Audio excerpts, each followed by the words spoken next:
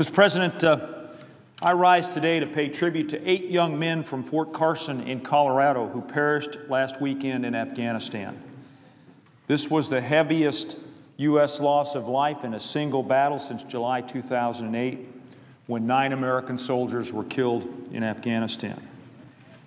Now, Mr. President, highlighting the lives of these young soldiers, I don't want to diminish the loss of other brave servicemen and women who've given their lives for our country.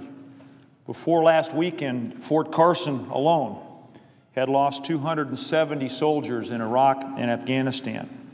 And we must continue to honor the courage of our fallen, our wounded, and those who continue the fight. But I hope the stories of these 8 young men today speak to the loved ones of all of our brave men and women who have lost their lives in Afghanistan and Iraq in recent years. I honor their service, their courage, their dedication, their love of country and family. I thank their wives, their husbands, children, parents, and other family members and friends for the support of these brave servicemen and women. And I want to express my deepest sympathy to all of them as they mourn their losses.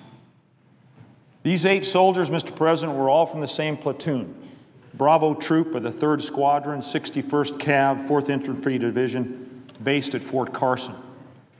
The 4th BCT had worked and is still working since May to secure territory throughout a 4-province region near Jalalabad in some of Afghanistan's most rugged terrain, training in the hills to prepare for high-altitude battle.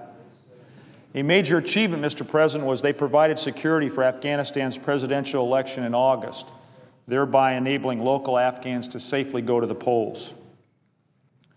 I met with the 4th BCT commander, Colonel Randy George, back in April, before Colonel George and his soldiers departed for Afghanistan. I know how hard Colonel George worked to get his soldiers ready for the fight, and Mr. President, they were ready. These 8 young men and their fellow soldiers fought valiantly, taking on about 200 insurgents in their remote outpost in Afghanistan's Nuristan province. As Major Daniel Chandler, the rear detachment commander for the 4th BC, said, they were attacked, the unit fought bravely, and in the end, they won the day. Mr. President, I'd like to say a few words about each of these men. Specialist Michael Scusa of Villas, New Jersey, was 22 years old. He joined the Army after graduating from high school and was on his 2nd tour in Afghanistan. A former teacher said he was a boy any mom would be proud to have. He leaves behind his wife and 1-year-old son in Colorado, as well as family members in New Jersey and Nebraska. Specialist Christopher Griffin was 24 years old. He grew up in the small town of Kinchlow, Michigan. A high school classmate said that the whole town knew that Christopher would enlist someday. The Army was his calling, and he was very proud of it. He leaves behind his family in Michigan. Private First Class Kevin Thompson of Reno, Nevada, was 22 and joined the Army in April 2008. Friends said that he could make anyone smile, that he valued friendship, and that he had a strong relationship with his mother. His photograph hangs in Scolari's grocery store in southeast Reno, where he used to work, and he leaves behind family in Nevada and California. Sergeant Vernon Martin of Savannah, Georgia, was 25 years old and leaves behind a wife and 3 children and family in Georgia and New York. He joined the Army 6 years ago and had served in Iraq before being shipped to Afghanistan. His wife said that he hoped to work with kids someday and that Vernon was the best thing that ever happened to her and their children. Specialist Stephen Mace of Lovettsville, Virginia, was 21 years old and is survived by his family in West Virginia and Virginia. His mother said that he loved sports, wildlife, and the outdoors, and that he always had a smile on his face. He learned about patriotism from his grandfather, who served in the CIA during the Vietnam War and had a strong love of the military and the country.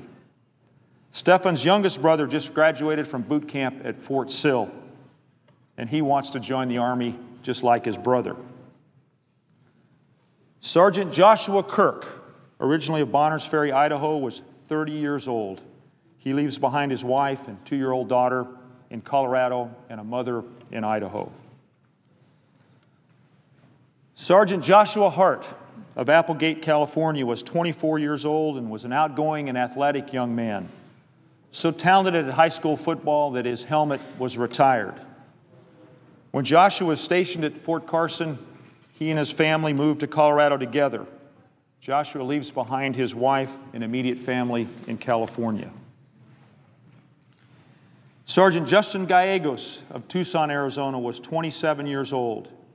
His friends called him a man of excitement, courage, leadership, and kindness, and a strong man, a go-getter. He leaves behind family and friends in Tucson. Mr. President, there is so much more to say about each one of these soldiers and about each one of the men and women who've given their lives in the service of our country. Now is a time to honor their memories and pay tribute to them for their tremendous sacrifice and dedication to our nation. We will not forget you.